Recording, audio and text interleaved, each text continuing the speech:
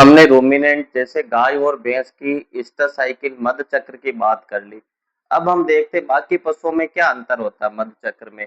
जैसे कुतिया है, हम कुतिया की बात करते हैं, उसका मध्य चक्र कैसा होता है। कुतिया कुतिया को बिच कहते हैं। ठीक है, बिच का हम देखते हैं इसका क्या फिजियोलॉजी है, कैसे इसके स्ट्रेस होती है। तो कुतिया में क्या होता है मध्य चक्र। मध्य चक्र साल में एक ही बार आता है। हमने ये पहले भी पढ़ा था। साल में एक ही बार हीट में आती है, इसलिए इसको क्या कह देते हैं, मोनोस्ट्रस एनिमल। क्या है, मोनोस्ट्रस एनिमल। स्ट्रस एनिमल यानी पूरे साल में एक ही बार हीट में आएगी। गाय भैंस तो हर 21 दिन में आती है, हर 21 दिन में आती है, लेकिन ये एक ही साल में एक बार में आती है। तो इसके स्ट्रस साइकिल की लंबाई भी बहुत ज्यादा होती है। तो स्ट्रस साइकिल की लंबाई कितनी होती है। स्ट्रस साइकिल की लंबाई है ना, लंबाई का मतलब ये नहीं है लेंथ, लंबाई का मतलब होता है टाइम पीरियड। है ना, टाइम पीरियड लिख लो।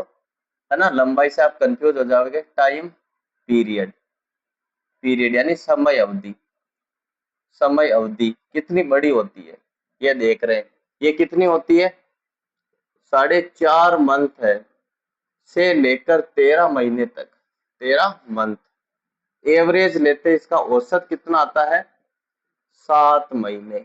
इतनी लंबी टाइम तक ये एक साइकिल को पूरा करने में 7 महीने लगते हैं। एवरेज 13 महीने भी लग सकते हैं और 4.5 महीने भी। इतनी लंबी इसकी स्टर साइकिल होती है। तो एक साल में कितनी आ पाएगी, फिर एक ही आ पाएगी। इसलिए मोनोस्टस एनिमल है। इसकी स्टर साइकिल ही बहुत ज्यादा लंबी होती है। पूरा साल लग जाता है इसकी स्टर साइकिल को पूरा होने में। गाय की को पूरा होने में 21 दिन में पूरी होती है, लेकिन इसकी स्टर साइकिल को पूरा होने में 7 महीने लग रहे हैं। तब ये मोनोस्टस एनिमल है, यानी एक ही बार हीट में आएगा ये। ठीक है। अब कौन कौन सी अवस्थाएं होती है इसमें। पहली, प्रोस्टस रहता है इसमें। प्रोस्टस गाय भैंस में है तो इसमें भी है, लेकिन इसकी प्रोस्टस में क्या हो जाता है, ब्लीडिंग देखने को मिलती है। ब्लीडिंग यानी खून आता है, ब्लीडिंग दिखाई देती है। ठीक है, बाहर ब्लीडिंग आएगी। ब्लीडिंग आएगी किस में आएगी, प्रोस्टस में। प्रोस्टस के बाद में ये प्रोस्टस इसकी 9 दिन की होती है। ठीक है, दिन भी याद रख लो, 9 दिन की होती है। इसके बाद में ये हीट में आता है, स्ट्रस में आता है। प्रोस्टस के बाद स्ट्रस, गाय भैंस में भी ये सिस्टम है, प्रोस्टस स्ट्रस। ये स्ट्रस में आता है तो 9 दिन तक हीट में रहती है कुतिया। लेकिन गाय भैंस कितने दिन रह रही थी, 12 से 24 घंटे, है ना, दिन भी नहीं है, मैक्सिमम एक दिन। लेकिन ये 9 दिन तक हीट में रहती है। इतनी लंबी इसकी स्ट्रस है, इतने दिन तक हीट में रहती है। फिर इसके बाद में गाय भैंस में मेट स्ट्रस आता है, लेकिन इसमें मेट स्ट्रस नहीं आता, इसमें आता है डाई स्ट्रस। तो ये मैं लिख दूं, मेट स्ट्रस कुतिया में अनुपस्थित होती है। मेट स्ट्रस होती नहीं है कुतिया में। ठीक है, सीधा डाई स्ट्रस आ जाता है, क्योंकि स्ट्रस ही इतनी लंबी है तो मेट स्ट्रस स्ट्रस के अंदर ही रहती है। ठीक है, तो इसमें मेट स्ट्रस अनुपस्थित रहती है क्योंकि स्ट्रस 9 दिन की है।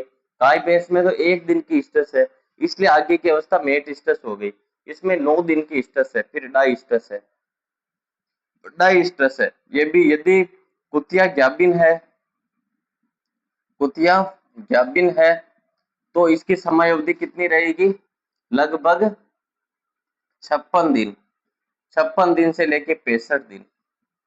ठीक है, 56 दिन से लेके 65 दिन, यानी जब तक बच्चा नहीं दे देगी तब तक ये डाइस्टस में रहती है। और यदि ज्ञाबिन नहीं है, ज्ञाबिन नहीं है, नहीं है तो कितनी रहेगी, 60 दिन से लेके 100 दिन। ठीक है, आपको केवल अवस्था ध्यान रखनी है। थोड़ा डिटेल में जानना है तो आप दिन याद कर सकते, बाकी आपको अवस्था याद करनी है डाइस्टस। लगभग इसको मैं लिख दूं 2 महीने। इसका गर्भकाल भी 2 महीना होता है तो 2 महीने लिख दूं। बाकी कुतिया यदि ज्ञाबिन है तो ये 56 से 65 दिन, यानी लगभग 60 दिन है तब जब तक नहीं ब्याती है। और ज्ञाबिन नहीं है तो 60 से 100 दिन तक ये रहती है। अब चौथी अवस्था कौन सी इसकी, चौथी है एन स्ट्रस। एन स्ट्रस, ये एन स्ट्रस में रहती है ज्यादातर समय, 5.5 मंथ। अब ये गाय भैंस से अलग कैसे हो गई, जो कुतिया है वो अलग कैसे हो गई। सबसे पहला पॉइंट लिखो, स्टार और नोट। कुतिया में कुतिया में कौन सी स्टेज अनुपस्थित है? कुतिया में जो मेट स्ट्रस है, मेट स्ट्रस अनुपस्थित होती है, अनुपस्थित होती है। एक तो ये रीजन है, ये एग्जाम में आ सकता है। कुतिया में कौन सी अवस्था नहीं पाई जाती है? प्रोस्ट्रस, स्ट्रस, मेट स्ट्रस और डाई स्ट्रस। ऐसा क्वेश्चन आ जाए तो आपको मेट स्ट्रस का आंसर सही करना है। एक तो क्वेश्चन यह बनेगा। एक बनेगा कि कुतिया में सबसे लंबी अवस्था कौन सी है, तो एन स्ट्रस है। ठीक है, ये आपको वैसे याद रह जाएगा। कुतिया में सबसे लंबी फेज एन स्ट्रस है। कुतिया में मेट स्ट्रस एब्सेंट होती है और ये मोनो स्ट्रस एनिमल है। इसकी जो स्ट्रस, एक स्ट्रस साइकिल की लंबाई 4.5 से लेके 13 महीने तक होती है। ठीक है, इसलिए अपने आप में कुत्ते एक इम्पोर्टेंट है। अब हम बात करेंगे, मेयर की बात करेंगे और कैमल की बात करेंगे। अब स्टूडेंट हम कैमल की बात करते हैं। जो ऊंट होता है वो ईट में कब आता है, यानी जो मेल है वो उसमें शुक्र जनन कब होगा, और जो ऊंटनी है फीमेल है वो हीट में कब आएगी। तो जो इनका ब्रीडिंग सीजन है, जो ऊंट है ये क्या हो जाता है, शॉर्ट डे ब्रीडर है। जब दिन की लंबाई कम होती है, सर्दी आना शुरू होती है, नवंबर से लेके मार्च तक जो ऊंट है वो हीट में आता है ना। जो कैमल है उसमें जो हीट पीरियड है, ब्रीडिंग सीजन चलता है, तो ये कब चलेगा, नवंबर से लेके मार्च तक। और घोड़ी है, मेयर है, इसका उल्टा होता है, घोड़ी लॉन्ग डे ब्रीडर है। ठीक है, घोड़ी क्या है, लॉन्ग डे ब्रीडर है। अब हम कैमल की बात करते हैं। कैमल, इसकी जो स्ट्रेस साइकिल की लंबाई होती है वो 23 दिन की होती है। स्ट्रेस की अवधि कितने दिन की होगी, अवधि कितने दिन की होगी, 23 दिन की। यानी एक साइकिल पूरी करने में 23 दिन लगेंगे। और ये स्ट्रेस कब आता है, ब्रीडिंग सीजन, कैमल का ब्रीडिंग सीजन बहुत इंपॉर्टेंट है। ब्रीडिंग सीजन, कैमल का ब्रीडिंग सीजन कब आता है, नवंबर से लेके, जब दिन की लंबाई छोटी है, नवंबर से लेके मार्च तक। इसमें कैमल जो है उसमें ब्रीडिंग सीजन चलता है, शुक्र जनन चलेगा।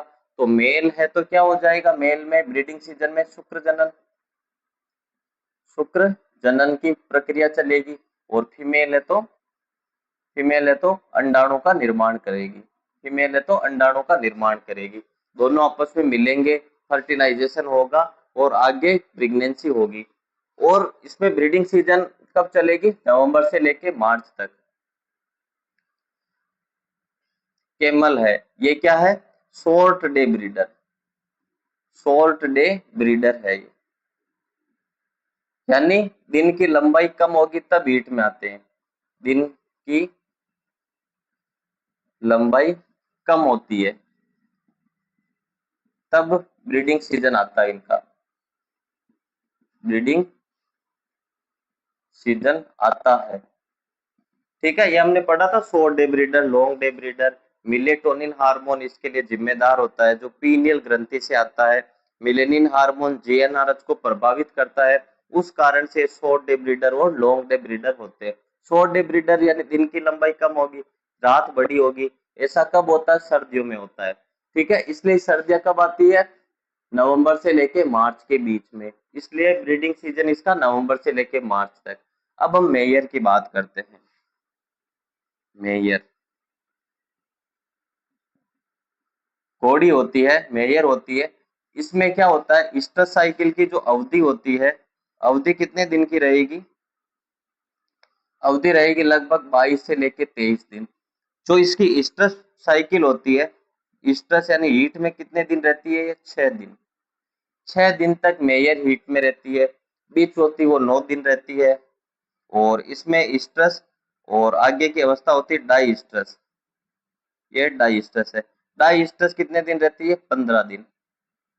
ठीक है, डाई स्ट्रेस में 15 दिन रहती है। इसके अलावा ये क्या है, long day breeder, long day breeder है। यानी जब गर्मी होगी तब ये हर 23 दिन में, 22 दिन में हीट में आती रहेगी। कब आएगी ये, मार्च के बाद। यानी जब दिन की अवधि ज्यादा हो, जब दिन की अवधि अवधि ज्यादा हो, यानी जब दिन बड़े हो तब मेयर हीट में आती है। और मेयर में अवधि पूछे तो 22 से 23 दिन, स्ट्रेस पूछे तो 6 दिन, डाई स्ट्रेस पूछे तो 15 दिन। लॉन्ग डे ब्रीडर है, ये शॉर्ट डे ब्रीडर है। ये आपको चीजें बिल्कुल ध्यान रखनी है, क्योंकि यहाँ से कंफ्यूजन नहीं होना चाहिए।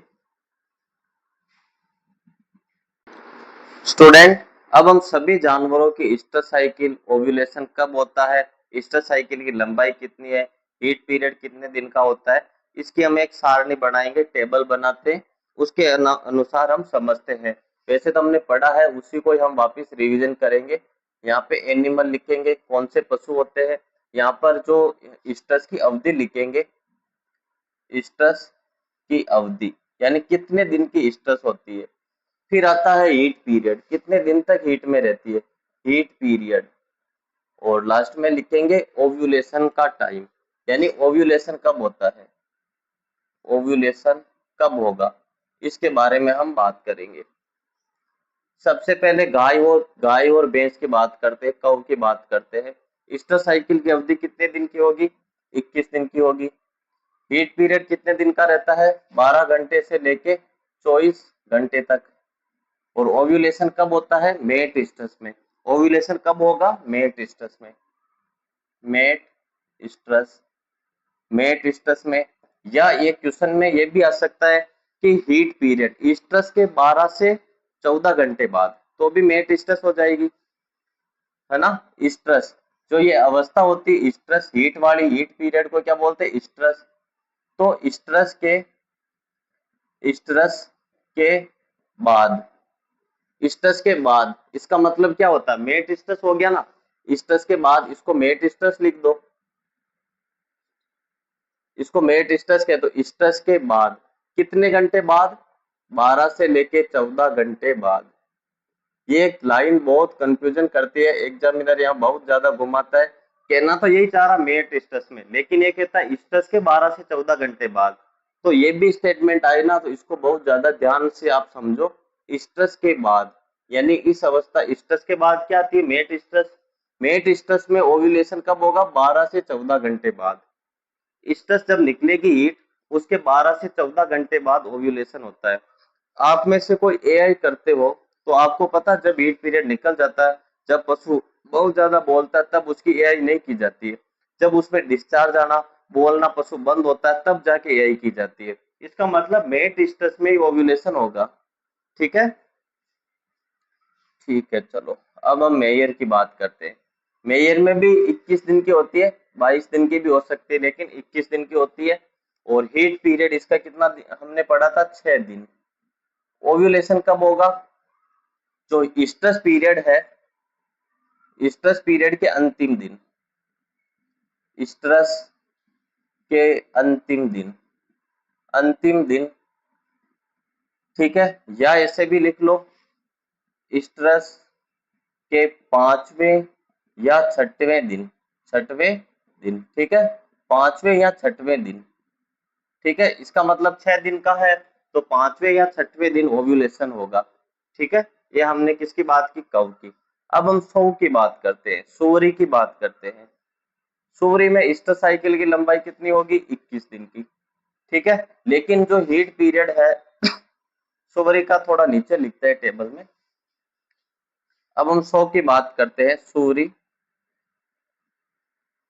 इसमें ईस्टर साइकिल 21 दिन की होगी, लेकिन जो हीट पीरियड है, ईस्टर पीरियड है, वो रहता है 2.5 से लेके 3 दिन, यानी लगभग 2.5 से 3 दिन तक हीट में रहती है। तो ओव्यूलेशन कब होगा इसमें, ओव्यूलेशन कब होता है, स्ट्रेस, स्ट्रेस शुरू होने के, शुरू होने के लगभग 36 से 40 घंटे बाद, घंटे बाद। ये स्ट्रेस के बाद, स्ट्रेस खत्म होने के बाद, ये स्ट्रेस शुरू होने के 36 से 40 घंटे बाद। इसका मतलब होता है 1.5 दिन बाद, स्ट्रेस शुरू हुई 1.5 दिन बाद, यानी दूसरे दिन हो जाता है। तो हुआ तो स्ट्रेस के दिन ही, तो स्ट्रेस के 36 से 40 घंटे बाद ओव्यूलेशन होता है, ओव्यूलेशन होता है।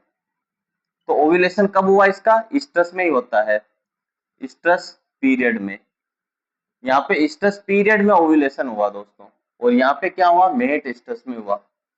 ठीक है, इसमें भी स्ट्रेस में हुआ, स्ट्रेस के अंतिम दिन, इसमें भी स्ट्रेस के अंदर ही हुआ, लेकिन यह स्ट्रेस में नहीं हुआ, मेट स्ट्रेस में हुआ। इसलिए क्वेश्चन इंपॉर्टेंट है। ठीक है, मैं चिल्ला चिल्ला के आपको बता रहा हूँ, आपको याद करना है इसको। अब हम बात करते हैं गोट की, बात कर लेते हैं। जो बकरी होती है उसमें क्या सीन रहता है? 19 दिन की हीट पीरियड है, 19 दिन की रहती है, ये सब दिन है यहाँ पर 19 दिन का है, तो हीट पीरियड इसका कितना रहता है? लगभग 2 दिन, 2 दिन 48 घंटे, 48 आवर, 48 घंटे का रहता है। तो ओव्यूलेशन कब होता है? स्ट्रस के लगभग 30 से 36 घंटे बाद। सेम लाइन आएगी, स्ट्रस शुरू होने के लगभग 30 से 36 घंटे बाद। स्ट्रस शुरू होने के 30 से 36 घंटे बाद, यानी 48 घंटे है। ऐसे स्ट्रस चालू हुई 0 से लेके 48 घंटे, यहाँ पे 36 घंटे है, यहाँ पे ओव्यूलेशन हो जाएगा। ठीक है, ऐसे समझो आप। यहाँ पे क्या होगा? ओव्यूलेशन 30 से 36 घंटे बाद। अब हम शिप की बात करते हैं। शिप की स्ट्रस साइकिल गोट से छोटी होती है, 2 दिन कम होते, 17 दिन की। हीट पीरियड भी शिप का कितने दिन का होगा? जो स्ट्रस पीरियड है वो भी कितने दिन का रहेगा? यहाँ पे 48 घंटे है, यहाँ पे 36 घंटे, लगभग 1.5 दिन, 36 घंटे का रहेगा। और ओव्यूलेशन कब होगा? स्ट्रस शुरू होने के लगभग 30 घंटे बाद। ठीक है, 30 घंटे बाद। ये भी, इसमें भी स्ट्रस में वो क्या होगा? ओव्यूलेशन।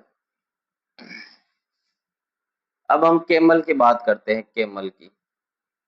ऊंट में क्या होता है? सी कैमल में ऐसा क्या होता है? सी कैमल में क्या होता है? स्ट्रस साइकिल होती है 23 दिन की, 23 दिन की रहेगी, और हीट पीरियड लगभग इसका 3 दिन रहता है।